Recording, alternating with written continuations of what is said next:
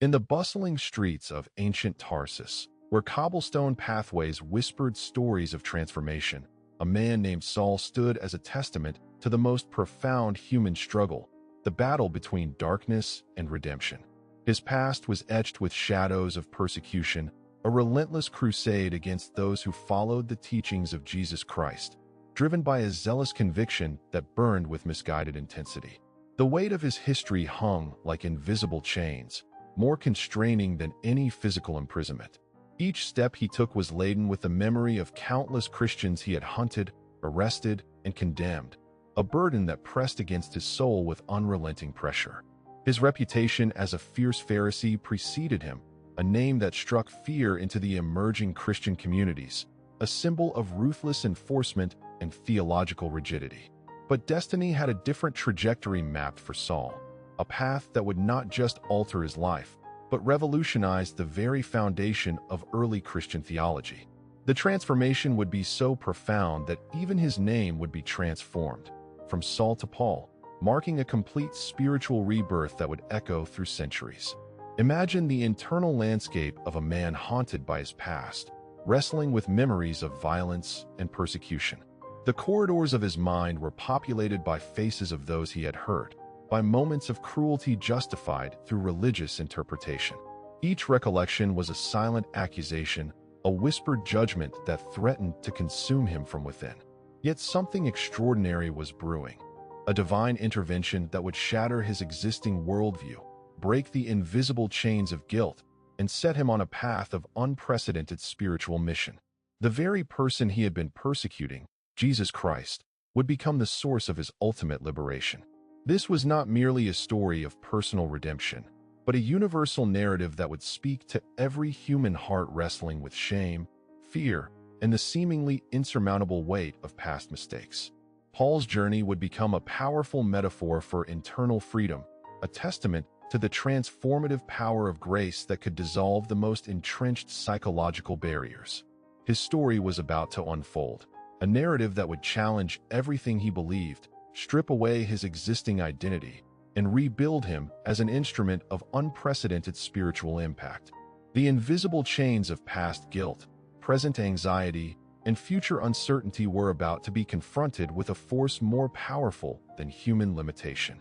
As the winds of change began to gather, Saul stood at the precipice of a journey that would not just change his life, but would go on to reshape the spiritual landscape of humanity. The persecution would end. The transformation would begin, and freedom, true, profound, life-altering freedom, was about to be unleashed. The Damascus road stretched before him like an unraveling scroll of destiny, its dusty path bearing witness to the profound spiritual metamorphosis about to unfold. Paul's internal landscape was a tempestuous terrain of conflicting emotions, deep-seated religious conviction wrestling against emerging revelation, years of dogmatic training colliding with a transformative encounter that would challenge everything he comprehended about faith. Intermittent waves of anxiety rippled through his consciousness, manifesting as intrusive thoughts that questioned his worthiness, his potential for redemption. These psychological tremors were more constraining than any physical restraint, creating invisible barriers that threatened to imprison his emerging understanding. Every step carried the weight of past transgressions, each breath laden with the potential for either continued judgment or unprecedented grace. Significantly, Paul's transformation wasn't merely a personal narrative, but represented a broader paradigm of spiritual rehabilitation. His journey illustrated how deeply entrenched belief systems could be dismantled and reconstructed, revealing the profound malleability of human perception when confronted with transformative spiritual experiences. The very mechanisms of persecution that once defined his existence would now become instruments of radical compassion and understanding. Psychological trauma from his previous life created complex emotional landscapes, layers of guilt, shame, and internal conflict that demanded careful navigation.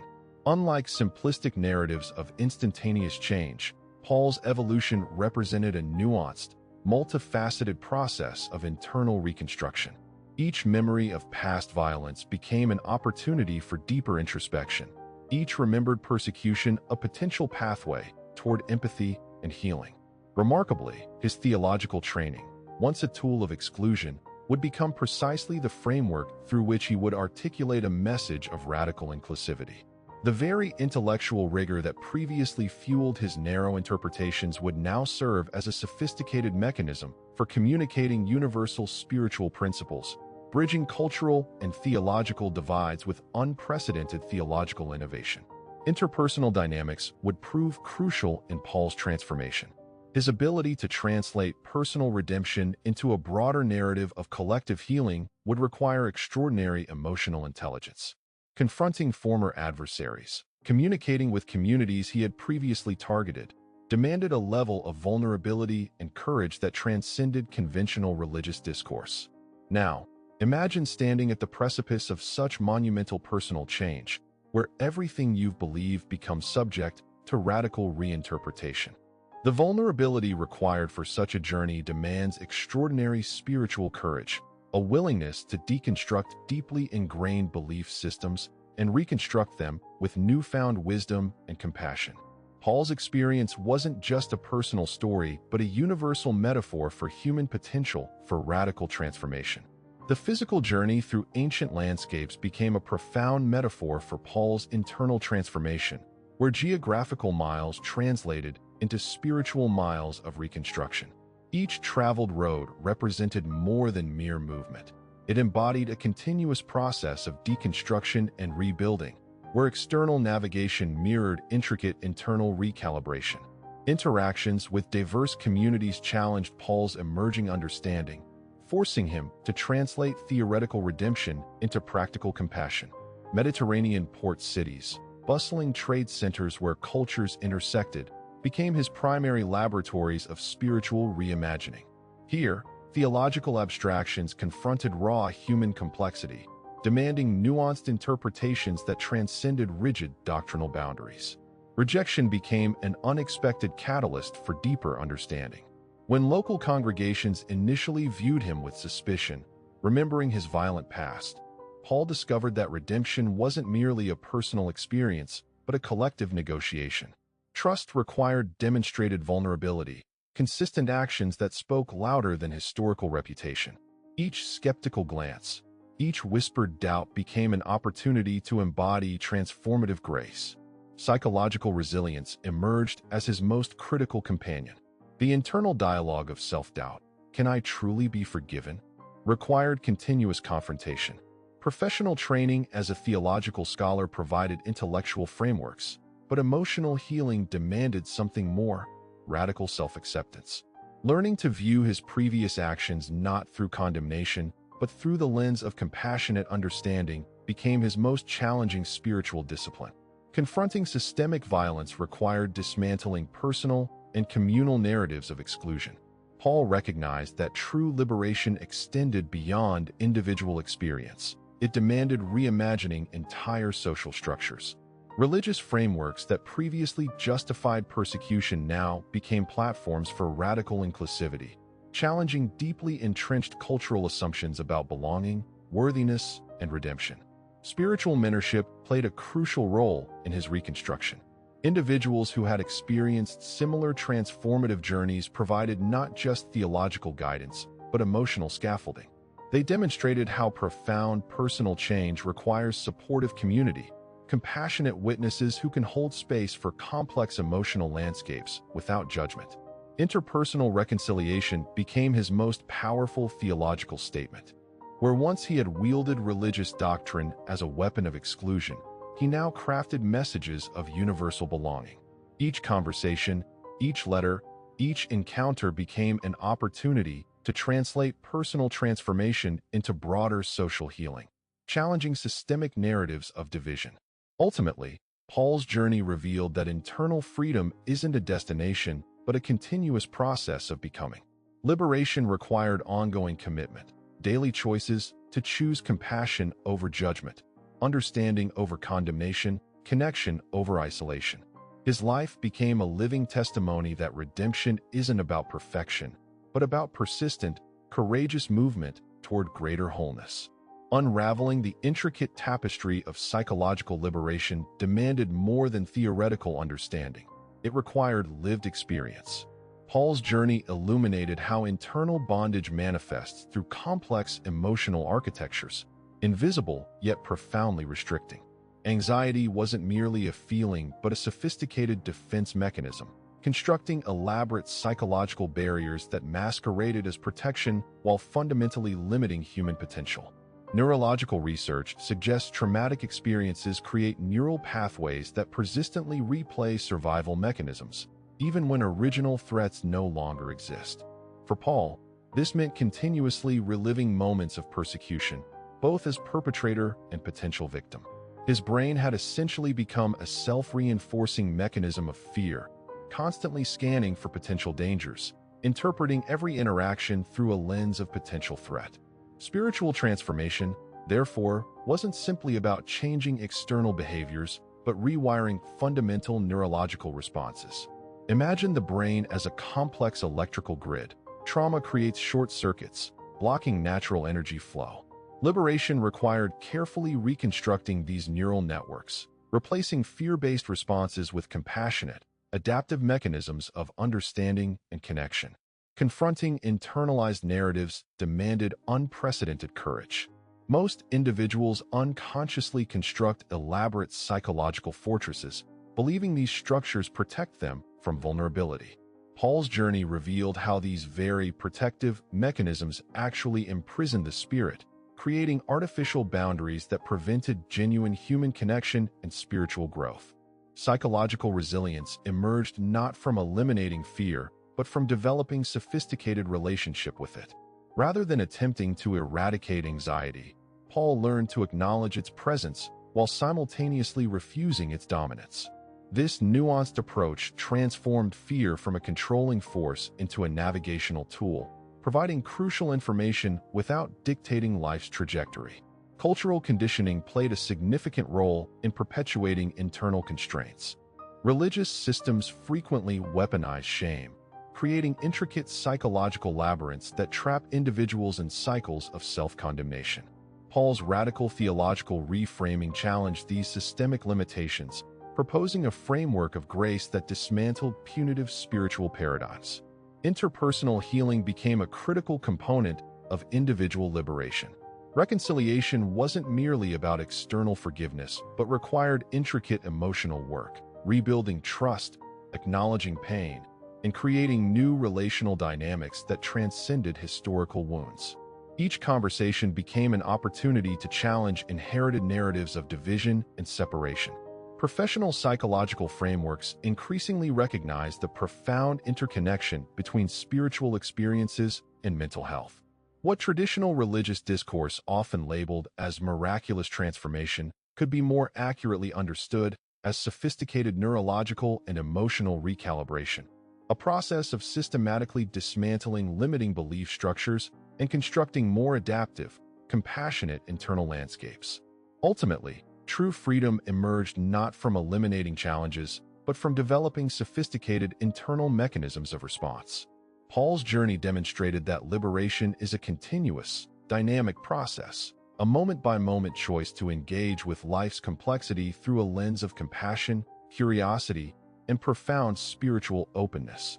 Beneath the scorching Mediterranean sun, Paul's journey unfolded through landscapes that tested the very boundaries of human resilience.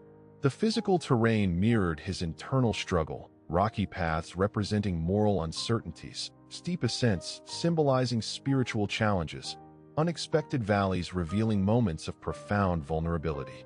Professional networks within early Christian communities became intricate labyrinths of trust and suspicion. Local church leaders approached Paul with calculated caution, their collective memory etched with his previous violent persecution. Rebuilding reputation required more than verbal declarations. It demanded sustained demonstrations of authentic transformation, a nuanced dance of vulnerability and consistent integrity.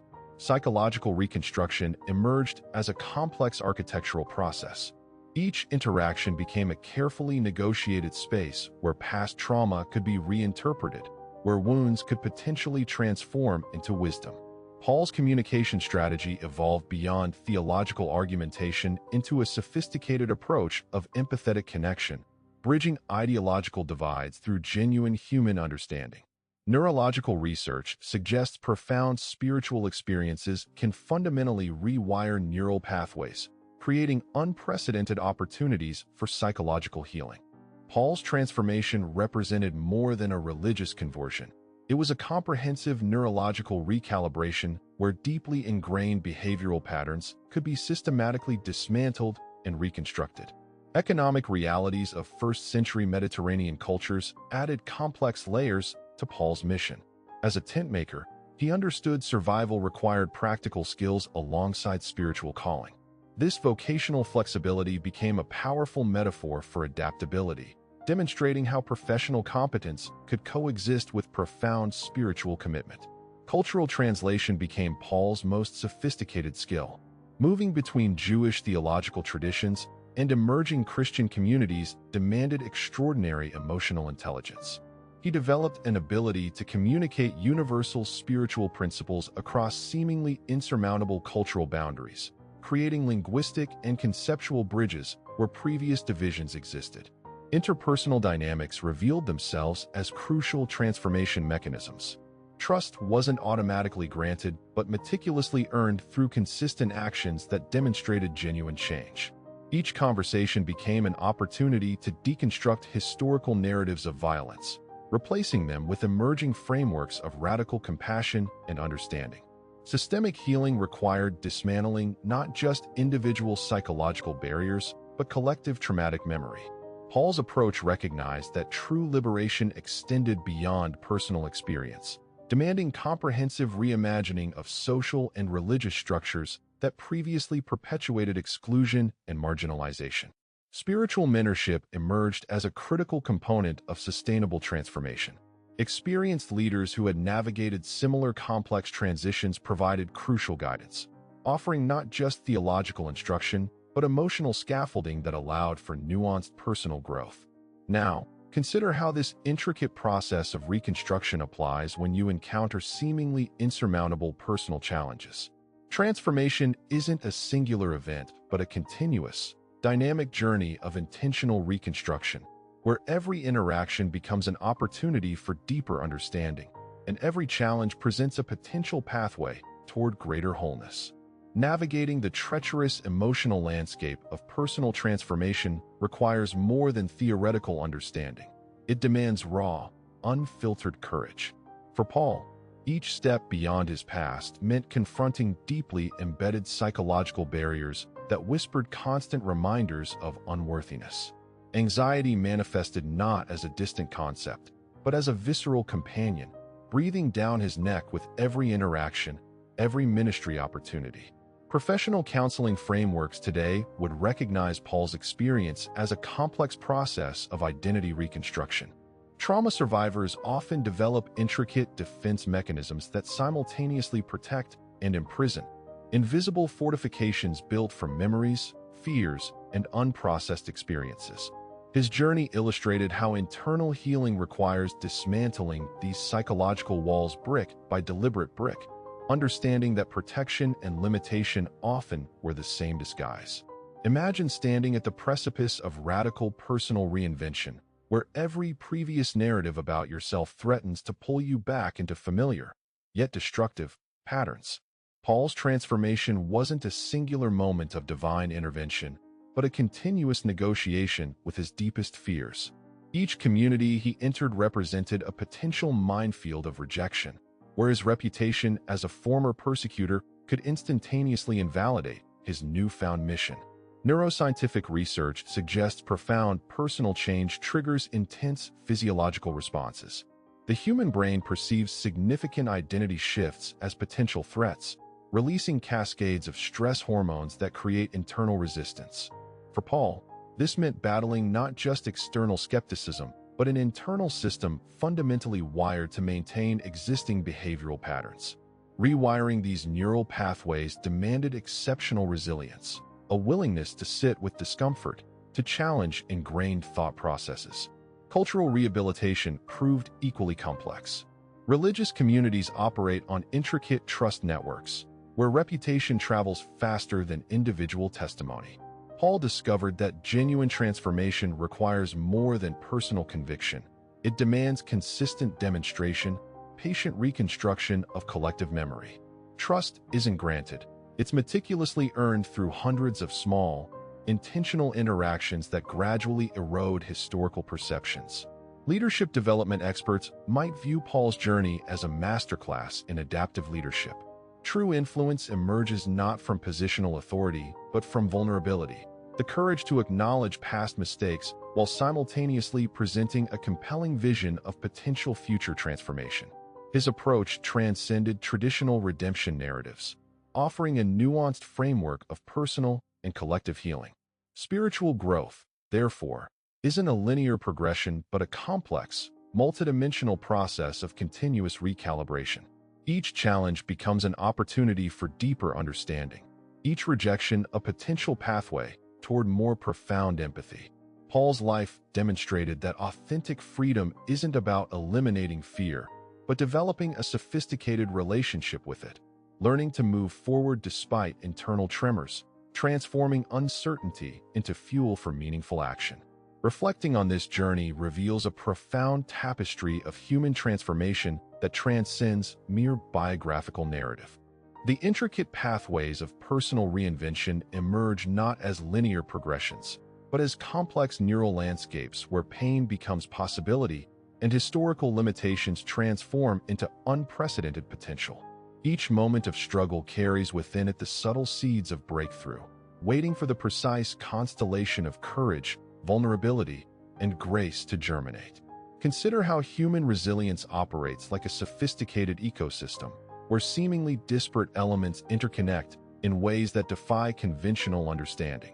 The psychological terrain we've traversed demonstrates that personal liberation is less about eliminating challenges and more about developing an extraordinary capacity to dance with complexity, to find rhythm within apparent chaos. Our internal worlds are not fixed territories, but dynamic environments constantly negotiating between protection and expansion, between remembered wounds and imagined healing. The deeper currents of transformation reveal themselves not through dramatic external shifts, but through almost imperceptible internal recalibrations. Imagine consciousness as a living, breathing architecture, continuously reconstructing itself, dismantling rigid structures, creating more expansive neural pathways that can accommodate nuance, compassion, and radical reimagining. Each moment of vulnerability becomes a sophisticated architectural intervention, redesigning the internal landscape with unprecedented emotional intelligence. Our explored narrative whispers a profound truth. Redemption is never a destination, but an ongoing pilgrimage of becoming. The human spirit demonstrates an extraordinary capacity to transmute pain into purpose, to weave intricate meaning from seemingly fragmented experiences. We are not defined by our historical limitations, but by our willingness to engage with them creatively, to see our most challenging narratives as portals rather than prisons. As we approach the culmination of this exploration, something remarkable emerges, a recognition that personal transformation is fundamentally a collaborative process. No individual journey occurs in isolation. Each story interweaves with broader collective narratives, creating ripple effects that extend far beyond individual experience. Our most intimate struggles carry universal resonances, speaking to collective human potential for renewal, for radical reimagining of what's possible. The landscape we've traversed reveals transformation not as a singular event, but as a continuous, sophisticated dialogue between our remembered past and our imagined future. Each challenge becomes an invitation, each limitation a potential threshold of unprecedented growth. We stand at the precipice of understanding that our deepest wounds can become our most profound sources of wisdom, our most challenging memories the very crucibles of our most extraordinary becoming. In the intricate tapestry of human experience, transformation emerges not as a destination, but as a profound, continuous journey of becoming. Paul's narrative illuminates a universal truth. Our deepest limitations can become the very portals through which extraordinary liberation flows. Freedom is not the absence of struggle, but the profound capacity to metabolize pain into purpose, to transmute our most challenging memories into bridges of unprecedented understanding. Every human heart carries invisible landscapes, terrains marked by wounds, fears, and unresolved narratives that can either confine us or catalyze our most remarkable growth. The journey of liberation is not about erasing our history, but about developing a relationship with our past that honors its complexity while refusing to be defined by its most painful chapters. It requires an extraordinary courage to look unflinchingly at our shadows, not with judgment, but with a compassionate curiosity that recognizes our fundamental capacity for renewal. Our psychological architecture is far more malleable than we often believe. Like intricate neural networks constantly rewiring themselves, we possess an innate ability to reconstruct our internal worlds. Each moment of vulnerability becomes an opportunity for radical reimagining, a chance to dismantle the invisible chains of past traumas, cultural conditioning, and self-imposed limitations. Liberation is a dynamic dance between acknowledging our wounds and cultivating an expansive vision of who we might become.